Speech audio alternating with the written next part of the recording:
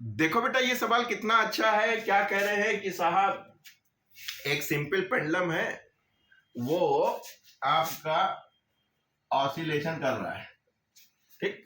तो जाहिर सी बात है ये उसकी लेंथ हो जाएगी और इधर उधर जा रहा है, तो आप समझ रहे हैं कि टाइम पीरियड भी निकाल सकते हैं। लेकिन एक थोड़ा सा इन्होंने चेंज किया है। क्या कहा कि साहब लेंथ 20 सेंटीमीटर, जो उसमें एक्यूरेसी है, लेंथ की जो एक्यूरेसी है वो 2 mm की है, ठीक है। 3 चीजें होती है, ध्यान रखिएगा, अभी मैं डिस्कस नहीं करूंगा डिटेल में।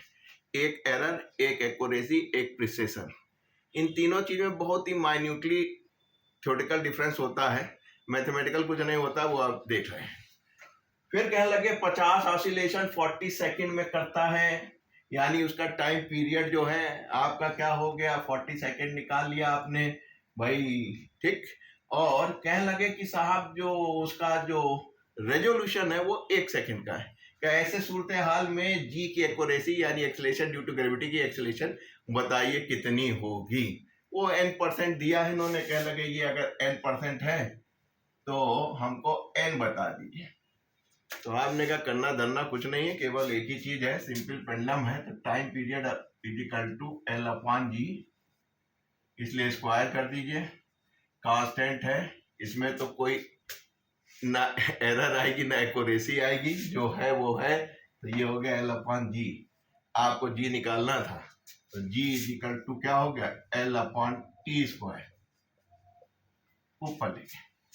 तो आपके सर ने 11वीं के क्लास में बताया था क्या करना है, लॉग ले लेना, पार्सली डिफरेंशिएट कर देना है, काम बन जाना है। और सोती सर ने क्या बताया कि भाई साहब एरर्स आर ऑलवेज या एक्यूरेसी आर ऑलवेज एडेड, बस।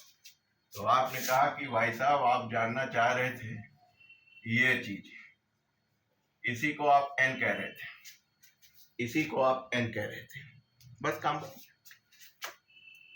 एल डेल्टा L/L इंटू 100%, ये हो जाएगा 2। जब आप लॉग लेंगे तो आगे आ जाएगा, बस।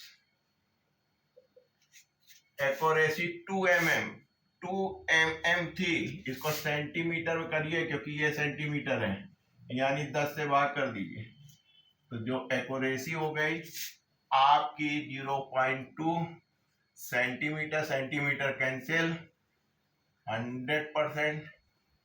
टाइम पीरियड रेजोल्यूशन यानी मिनिमम, जो भी चेंज हो सकता है, डेल्टा टी में 1 है, और ये 40 है, बस काम बन गया। इससे इसको उड़ाइए, इससे इसको उड़ाइए, इसको ये हो जाएगा 1 यानी 1%। यहाँ क्या हो जाएगा आपका 20 हो जाएगा, नहीं हो जाएगा। इसको इससे काट दीजिए, 2 पंजे 10, 5%, यानी जो n% आ रहा है वो 6% हो गया, इसलिए value of n is equal to 6।